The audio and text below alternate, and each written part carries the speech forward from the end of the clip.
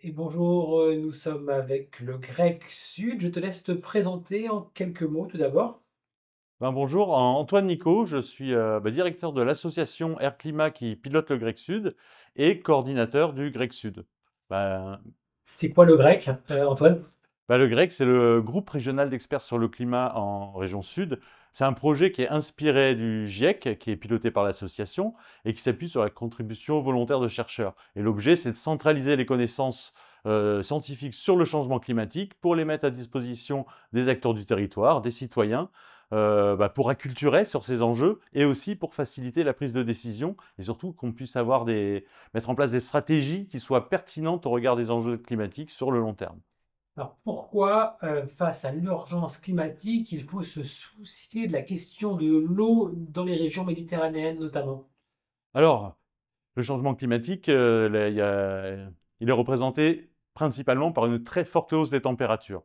L'année 2024, à l'échelle de la planète, a été la plus chaude jamais enregistrée. Sur la région, on a, et notamment sur le Vaucluse, 2022, 2023, 2024 même sont les 3 années les plus chaudes jamais enregistrées. Cette forte hausse des températures va avoir des conséquences sur l'ensemble du cycle de l'eau.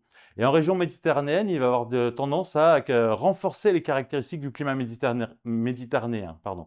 Il va renforcer la période de sécheresse estivale.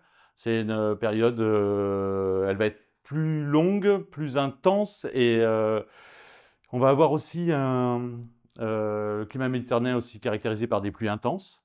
L'intensité de ces précipitations a tendance à augmenter.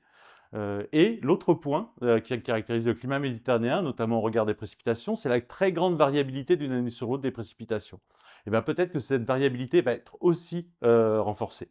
Et d'ailleurs, on commence à l'apercevoir avec 2022, qui est une des années les plus sèches jamais enregistrées, et 2024, en tout cas le début même, non, par contre, le début de 2025, qui est extrêmement humide et qui a tendance lui aussi à battre des records, dans un sens comme dans l'autre. Ça veut dire que l'incertitude est maximale avec, une intensité des phénomènes entre guillemets «dits extrêmes» mais appliqués, aux précipitations, à l'eau et donc, des variations importantes sur le territoire. Ça veut dire des territoires qui vont se retrouver sans eau et d'autres, avec des excès et ça Mhm. va changer régulièrement et donc il faut pouvoir anticiper dans ce contexte, peut-être stocker ou pas, je Mhm. ne sais pas. En tout cas, s'organiser collectivement, c'est ça ce que ça veut dire et c'est ça ce dont on parle aujourd'hui avec le projet EcoSec sur le Ventoux notamment. Tout à fait. Ça veut dire qu'il y aura à la fois sûrement encore des années très humides, mais il y aura des années très sèches.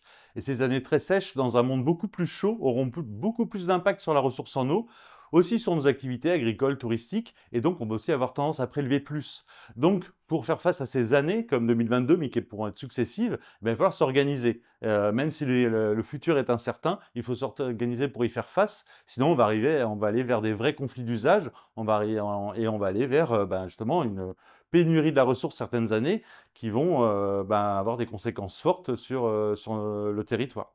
Donc s'organiser collectivement en quelques mots pour conclure, anticiper et préparer finalement cette incertitude qui s'intensifie.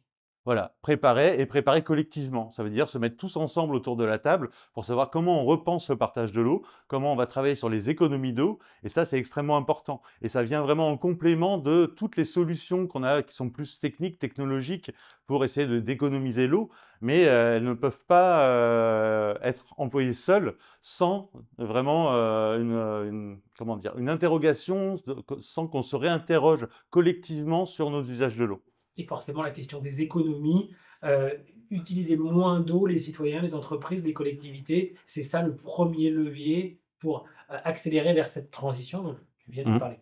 Les économies, on va parler même de sobriété. On parle souvent de sobriété. Aujourd'hui, on parlé de sobriété énergétique, on a parlé de sobriété aussi foncière.